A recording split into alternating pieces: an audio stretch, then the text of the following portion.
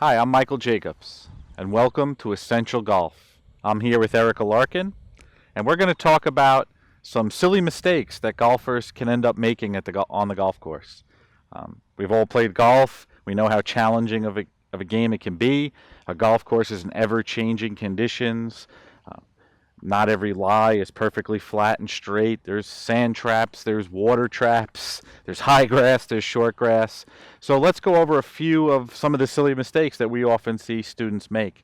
And I think one of the first things that they do is it's in their assessment of what club they should be using based on the yardage. I think when you're playing with modern technology and GPS types of equipment where you can figure out your yardage, you should have a pretty good idea of exactly how far you are to the flag. But what I often see students do, or golfers do, is they stop there. They look at how far they are to the flag, and that's it. They don't take a note and maybe yardage off how far they are to the front of the green, the back of the green, how far a sand trap might be on the side, a water hazard. So there's more than just the actual pin yardage that's necessary. And then once they select their club, most golfers are selecting it based on their maximum capability, what they're capable of doing on perfect conditions or what they've done once in their lifetime. Like, for example, you might have hit your 7-iron 160 yards once. The wind might have been at your back, and you might have gotten that much yardage, yet that doesn't mean for the rest of your golf career you should be measuring your 7-iron 165 yards. You might want to know your minimum and maximum distances. You also probably want to know how far you carry the ball in the air. So if you can find out what your average carry distance is on your clubs, that's also very helpful. So you can clear hazards and traps and get to the front of the green with more, I guess, reliability as opposed to just planning for a total distance, coming up short and landing in some trouble. So that's another important mistake to try to avoid. Another silly mistake that golfers make is just in how they aim. A lot of times, Erica, they'll set up and they'll focus so much on where their body is pointing. You know, it's funny. You'll look out and on a typical Saturday of people playing golf, and you'll see people trying to align their bodies with their club, their hips, their feet, and yet they never focus and pay attention on where the club is. So I think it's real important that when you start working on your aim is that you base it on the club alignment first. And your club has some lines and some grooves on it. And use those for alignment. So when I set those lines straight out in front of me, after I point the club to the target, I could then use those lines to set myself up accordingly for the shot that we have at hand. So just silly mistakes in aiming and selecting clubs could be a big difference.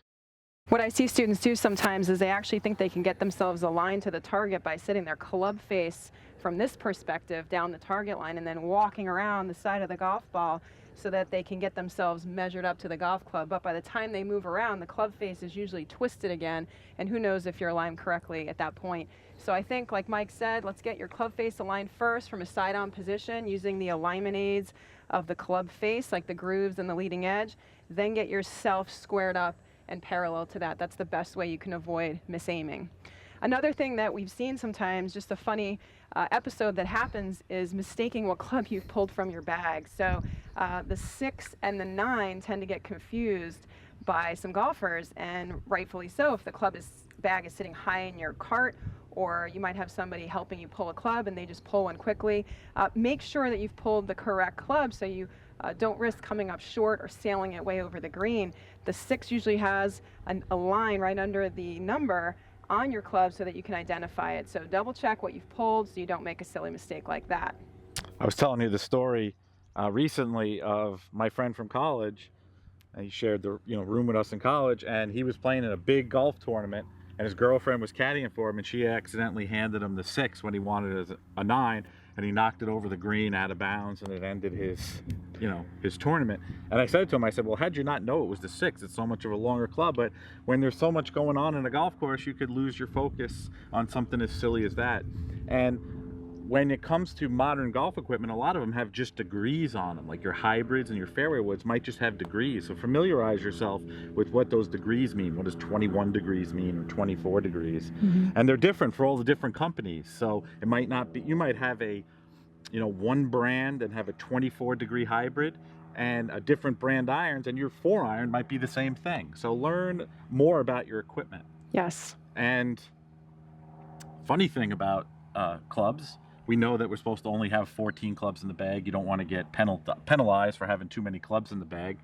But what I always find interesting and silly is, I've been a golf pro, a head pro at a country club for almost 20 years now, and every day a bag comes falling off the cart as somebody drives away to go and play. So make sure you spent a lot of money on your clubs. Make sure you strap the bag into the golf buggy or golf cart that you're using, because every day clubs fall, and it's just another silly mistake we do in golf. But golf's fun, and sometimes the silly mistakes make us laugh. Yeah, so make sure you count all your clubs, make sure you identify your golf ball every time you hit it. Don't hit somebody else's ball by accident. That's another unnecessary penalty. Don't ground your club in the trap.